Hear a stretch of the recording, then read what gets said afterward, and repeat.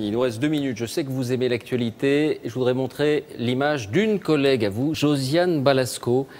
Elle commentait aujourd'hui l'affaire Leonarda. Elle dit « J'ai honte pour le gouvernement. On ne vous entend pas sur ce registre-là, celui de la proclamation ou de la sentence. Vous n'aimez pas beaucoup ça ?»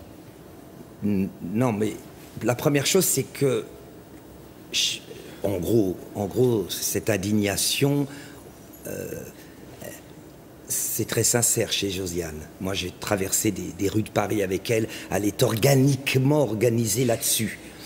Ce que je pense, c'est que moi, j'adorerais, je voulais vous le dire depuis longtemps, fan de votre journal, j'adorerais être de gauche. C'est un souhait, mais je trouve que c'est tellement élevé comme vertu que j'y ai renoncé.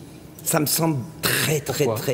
Parce que d'abord, c'est un gros boulot, c'est un dépassement de soi, c'est une attitude, une présence à l'autre. Faut être exceptionnel quand t'es de gauche. Quand t'es pas de gauche, tu peux être moyen. Quand t'es de gauche, c'est l'excellence. Le génie moral, le génie de l'entraide, c'est trop de boulot. Et vous trouvez que certains se haussent un peu du col ?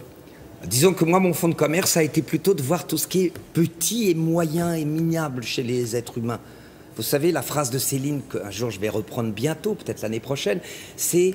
Céline, il dit « Madame Bérange, elle visait bas, elle visait juste ». Alors, c'est le contraire d'un homme de gauche. Un homme de gauche, il voit tout dans la nature humaine merveilleux. Et moi, j'ai pas cette sensation-là.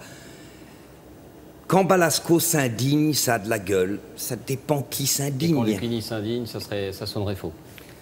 Parce que nul ne ment plus qu'un homme indigné, disait un grand philosophe allemand. Et ça, c'est pas pour Josiane.